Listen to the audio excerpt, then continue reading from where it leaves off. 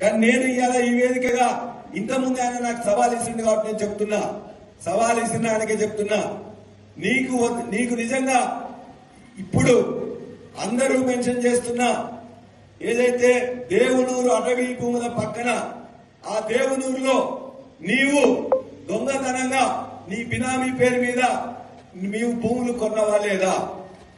ఆ భూములకు నీవు ఒక జీతగాన్ని పెట్టుకొని గత నెల వరకు కూడా గత సీజన్ల వరకు కూడా వ్యవసాయం చేయించినవా లేదా? రోజు నీ అల్లుడు అక్కడికి వచ్చి నీ అల్లుడు నీ కుటుంబం వచ్చి చూసుకుంటున్నావా లేదా? దాని పక్కనే ఉండే ముప్పారంలో అదే అడవి భూముల పక్కనున్న ముప్పారంలో నీవు మళ్ళొక 24 ఎకరాలు నెలన్నర కింద మళ్ళా బినామీ పేరు మీద కొన్నవా లేదా? ఆ కొనడానికి నీ అల్లుడు మీ కుటుంబ సభ్యులు వచ్చినా లేదా? దాని పక్కనే ఉన్న రోడ్లు కొత్తగా నువ్వు వేయించుకోవడానికి పక్కనలతో మంతనాలు చేసి బెదిరించినవా లేదా?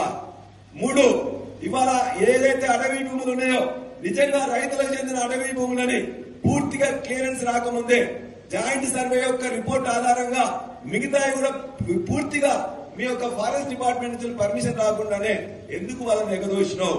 వాళ్ళందరికీ పని కాకుండా వాళ్ళందరినీ బెదిరించి చివరికి నువ్వే కాజేయాలని చెప్పి నీ ప్రయత్నం చేస్తున్నావా లేదా?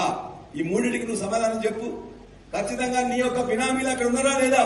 ఆ దేవునూరు గ్రామస్తులందరినీ అడుగు, ఆ ముప్పారం గ్రామస్తులందరినీ అడుగు. ఎవరైతే నువ్వు రైతులను ఇక్కడ పంపిస్తున్నావో ఆ రైతుల పేరు మీద 1000 ఎకరాలు కొల్లగొట్టడానికి నువ్వు సిద్ధపడ్డావా లేదా?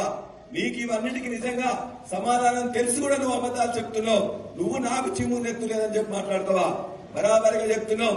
ఇవాళ నీవు ఒక పార్టీ తర్వాత ఒక పార్టీ తర్వాత ఒక పార్టీ మారుతూ ఇవాళ మొత్తం కూడా నేతి బీరకాయలో నేతి ఎంత ఉందో నీ యొక్క నీతి కూడా అంతే ఉందని చెప్పేసి నేను తెలియజేస్తూ నీవు ఖచ్చితంగా మాకు చీము నెత్తున్నది. నిజాయితీగా ఉన్నాం. కేసీఆర్ గారు తెలంగాణ ఉద్యమంలో మాకు ఏవైతే పోరాటం నేర్పిండో నిజాయితీ నేర్పిండో ఆ నిజాయితీతో నీకు కూడా హెచ్చరిస్తున్నాం. పిచ్చి వేషాలు వేస్తే ఖచ్చితంగా అక్కడున్న ప్రజలు నీకు ఓటేసిండ్రు, నీ అల్లునికి ఓటేయలే. నీ ఆంధ్ర అల్లుడు ఇవాళ పోలీసులందరినీ రిక్రూట్మెంట్ లో ఉంటున్నాడు. నీ ఆంధ్ర అల్లుడు ఇవాళ మొత్తం కూడా అక్కడ ఉండే మొత్తం ఇతర కబ్జాలకు కూడా పాల్పడుతున్నాడు. నీ ఆంధ్ర అల్లుడు మొత్తం రెవెన్యూ డిపార్ట్మెంట్ మొత్తం గుప్పిట్లో పెట్టుకున్నాడు. అక్కడున్న రోడ్లన్నీ కూడా మిగతా కార్యకర్తలకు ఇవ్వకుండా నువ్వు వేసుకుంటున్నావు. ఇటువంటి పిచ్చి పనులు చేసుకుంటూ మొత్తం కూడా నీ ఆంధ్ర అల్లులతో ఇక్కడ దోపిడీ చేపిస్తూ మేమిచ్చిన గులాబీ విజయాన్ని ఇలా వాళ్ళకి తాకట్టు పెట్టుకొని భూములను గుంజుకున్నామని చేస్తూ నాకు చింపు నెత్తులేదని చెప్పి మాట్లాడతావా? జాగ్రత్త బిడ్డ. ఖచ్చితంగా అన్నింటి కూడా నిరూపిస్తాం. నీ యొక్క మొత్తం కూడా నువ్వు వేసుకున్న ముసుగును కూడా తొలగిస్తామని చెప్పి కూడా నేను హెచ్చరిస్తా ఉన్నా.